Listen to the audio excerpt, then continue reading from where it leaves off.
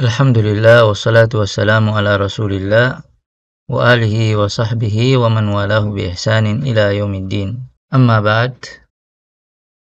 Alhamdulillah, hari ini kita telah berada pada hari kedua di bulan Zulhijjah. Bagaimana kita pahami bahwasanya hari ini adalah merupakan satu di antara hari-hari yang dimuliakan oleh Allah Subhanahu wa taala, di mana pada hari-hari ini kita sangat dianjurkan untuk melaksanakan sekecil apapun amalan soleh. Bahkan dalam sebuah hadis dinyatakan bahwa sekecil apapun amalan soleh yang kita laksanakan pada hari-hari ini, 10 hari awal di bulan Zulhijjah, bahkan bisa melampaui pahala yang kita dapatkan dari sebesar apapun amalan soleh yang kita laksanakan di hari-hari selain 10 hari awal di bulan Zulhijjah ini, kecuali satu, yaitu seorang yang keluar berjihad di jalan Allah Subhanahu wa taala, kemudian dia syahid dalam jihad tersebut. Nah, tentunya ini adalah merupakan sebuah kesempatan yang sangat baik bagi kita untuk kita manfaatkan mendulang pahala sebanyak-banyaknya dengan melakukan sekecil apapun amalan soleh di bulan mulia ini, khususnya 10 hari awal di bulan Zulhijjah ini. Satu di antara amalan yang sangat ditekankan bagi kita adalah melaksanakan puasa sunnah,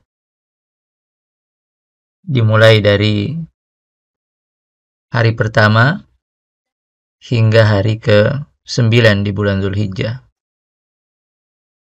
Ini adalah merupakan satu di antara amalan yang baik kita laksanakan, dianjurkan dilaksanakan pada hari-hari mulia ini, khususnya pada hari ke-9 dari bulan Zulhijjah, dari bulan ini, yang kemudian dikenal dengan nama puasa Arafah.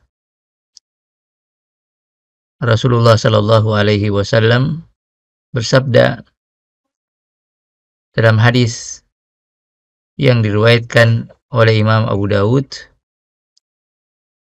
beliau bersabda, "Shaumu yaumi Arafah, inni la ahtasibu 'ala Allah an yukaffira as-sanata allati qablahu was-sanata allati ba'dahu."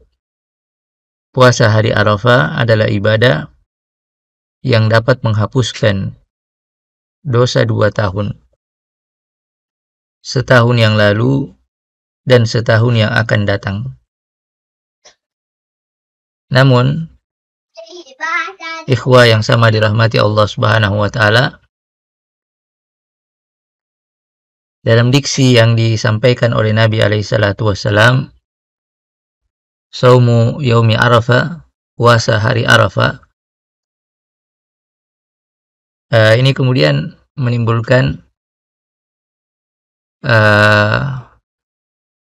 perbedaan pendapat berkenaan dengan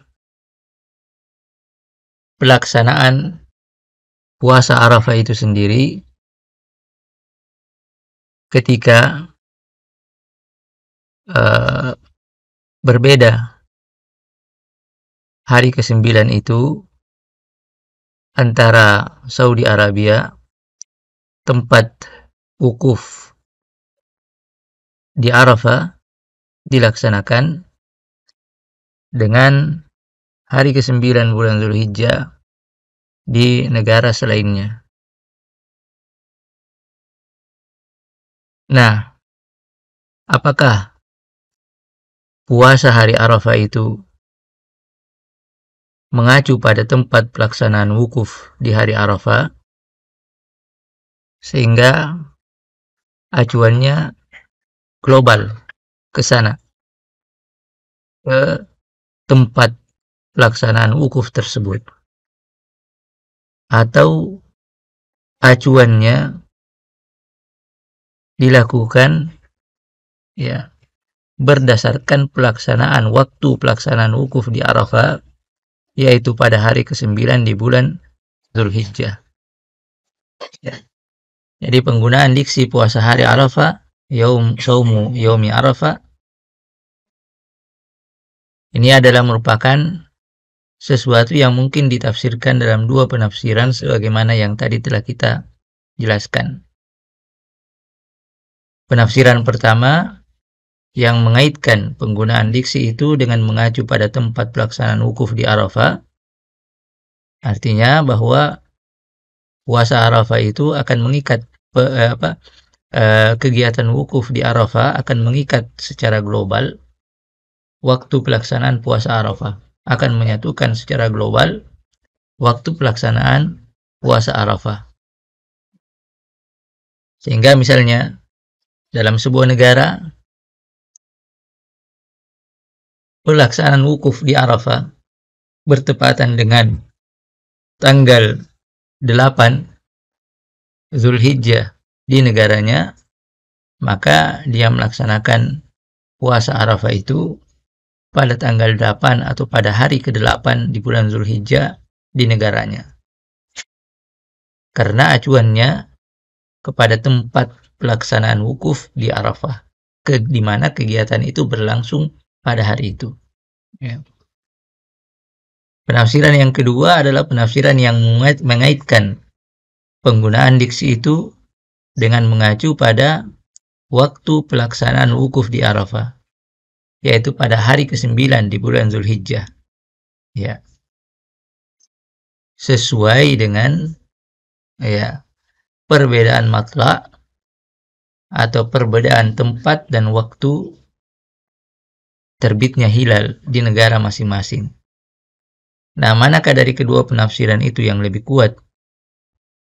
Dalam pandangan ulama yang mengakomodir adanya perbedaan matla' dalam pelaksanaan puasa Arafah, penafsiran yang lebih kuat adalah penafsiran yang mengaitkan penggunaan diksi itu dengan mengacu pada waktu pelaksanaan wukuf di Arafah, yaitu pada hari ke-9 di bulan Zulhijjah.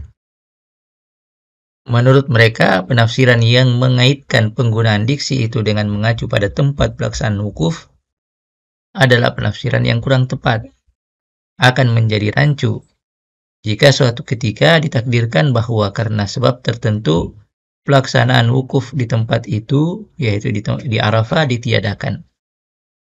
Adakah peniadaan ibadah wukuf itu pada tahun tersebut juga akan berimplikasi pada syariat melaksanakan puasa Arafah? Karena pada hari itu orang-orang tidak melaksanakan wukuf di Arafah. Nah, ini tentu adalah merupakan problem di kalangan mereka yang menyebabkan ulama yang bertentangan dengan itu menyatakan bahwa penafsiran yang mengaitkan penggunaan diksi itu dengan mengacu pada tempat adalah penafsiran yang kurang tepat. Berbeda dengan penafsiran yang mengaitkan penggunaan diksi itu dengan mengacu pada waktu pelaksanaan wukuf di Arafah, yaitu pada hari ke-9 di bulan Zulhijjah. Tentu hal itu bukanlah merupakan masalah bagi mereka. Ya. Karena sekali lagi yang menjadi acuan mereka bukan pada tempat ibadah wukuf itu dilaksanakan, tetapi pada waktu ibadah wukuf itu dilaksanakan, yaitu pada hari ke-9 di bulan Zulhijjah, yang disesuaikan dengan matla' negara masing-masing. Nah, berkenaan dengan satunya matla' atau matla' internasional atau perbedaan matla' regional, maka ini adalah merupakan pembahasan lain. Ya. Tetapi bagi mereka yang mengakomodir perbedaan matlak, ya, golongan ulama yang mengakomodir perbedaan matlak, tempat dan waktu terbitnya hilal,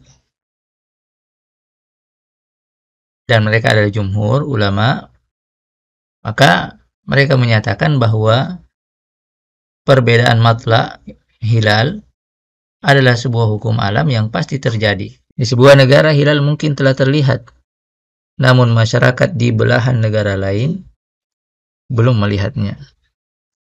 Ya, perbedaan itu mungkin disebabkan oleh berbagai macam faktor. Bisa jadi karena faktor cuaca dan seterusnya. Oleh karena itu, maka konsekuensi dari perbedaan tersebut adalah ketika hilal di sebuah negara telah terlihat, maka dengan itu dinyatakan masuknya bulan baru di negara itu. Dengan tentunya akan mengaitkan hukum-hukum agama yang terkait dengan kemunculan hilal. Adapun jika belum terlihat dengan berbagai faktor yang tadi telah kita sebutkan, maka dinyatakan bahwa jumlah hari dalam bulan berjalan itu disempurnakan menjadi 30 hari. Demikianlah ketentuan umum ini berlaku untuk setiap bulannya dan tidak ada perbedaan antara bulan Ramadan dan bulan Zulhijjah. Adapun hari Arafah, di mana orang-orang melaksanakan wukuf di tempat itu, yaitu di Arafah, meski hari tersebut adalah hari yang telah tetap, tetapi hal itu berlaku khusus bagi mereka yang berada di tempat itu dan menyaksikan hilal mengawali bulan itu. Berbeda dengan mereka yang berada di belahan negara lain, maka hukum-hukum agama terkait dengan hari itu, hari ke-9 di bulan Dzulhijjah, kembali kepada ru'yah hilal di tempat mereka masing-masing. Mereka yang berpuasa di hari Arafah sesuai dengan ru'yah di tempatnya, ya, tentu akanlah mendapat pahala sebagaimana yang dikabarkan oleh Nabi SAW, ya, dalam hadis riwayat Abu Dawud yang tadi telah kita sampaikan, bahwa puasa di hari itu akan menghapuskan dosa selama 2 tahun, dosa tahun lalu dan dosa tahun yang akan datang. Menguatkan hal itu, dinyatakan bahwa perbedaan waktu-waktu sholat didasarkan pada perbedaan falakiyah adalah sebuah hal yang telah disepakati dan tidak dipungkiri. Masing-masing negara memiliki sholat yang disesuaikan dengan perbedaan perputaran waktu. Kapan waktu zawal, kapan waktu syuruk, ya, kapan waktu ghurub, terbenamnya matahari, seluruhnya disesuaikan dengan ketentuan yang berlaku di negara masing-masing, tidak mengacu pada ketentuan global atau ketentuan internasional. Maka bila ketentuan ini berlaku untuk sholat yang merupakan ibadah termulia bagi seorang muslim, demikianlah juga hal ini tentunya berlaku bagi jenis ibadah lainnya termasuk puasa, ya. Bisa saja orang-orang di sebuah negara melaksanakan puasa Arafah pada hari Sabtu, tetapi orang-orang di negara lainnya melaksanakannya di hari Jumat, tergantung pada tetapan ru'yah di negara masing-masing, dan rahmat Allah Subhanahu wa taala akan meliputi seluruhnya. Nah, hal lain yang juga menguatkannya adalah keumuman hadis Nabi SAW yang menyatakan saumukum yauma tasumun wa fitrukum yauma tuftirun. Hadis riwayat Ad-Daraqutni. Hari berpuasa kalian adalah hari di mana orang-orang berpuasa, dan hari Id atau berhari raya kalian adalah hari di mana orang-orang berhari raya. Ya. Artinya orang-orang yang berada di komunitas kalian. Nah, di antara makna yang dipetik dari hadis ini bahwa perbedaan waktu berpuasa dan waktu berhari raya mengikuti ketentuan matlak yang berada pada masing-masing negara itu adalah hal yang diakomodir dalam agama, ya.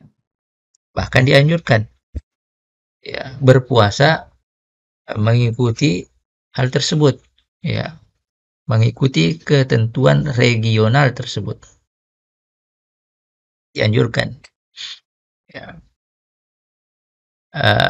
Maka sebagaimana ketentuan ini berlaku untuk puasa Ramadan dan hari Idul Fitri, maka demikianlah juga seharusnya berlaku untuk hari Idul Adha dan puasa Arafah sebelumnya. Terlebih bahwa dalam redaksi lain Rasulullah Shallallahu Alaihi Wasallam bersabda, wadhakun, ya, wadhakum yauma tudahun. Dan hari menyembelih kurban kalian adalah hari di mana kalian, orang-orang di negara kalian, menyembelih kurban. Jadi ketentuan yang berlaku pada hari ke-10 ya tidak dikaitkan dengan pelaksanaan kurban di Mekah, tetapi dikembalikan kepada masing-masing negara. Ya, ketentuan yang berlaku pada masing-masing negara. Maka demikianlah juga seharusnya kita menyikapi puasa Arafah itu, acuannya tidak ke ke Mekah di sana, yang dimana di sana di Arafah orang-orang melakukan wukuf. Pada saat itu acuannya tidak mengacu ke sana, tetapi acuannya ke hari, ya, waktu pelaksanaan ibadah tersebut, yaitu pada hari ke-9 di bulan Zulhijjah, yang dikembalikan atau yang disesuaikan dengan adanya perbedaan matlak di masing-masing negara. Hadza wa sallallahu ala Muhammadin wa alihi wa sahbihi wa sallam, walhamdulillahi rabbil alamin.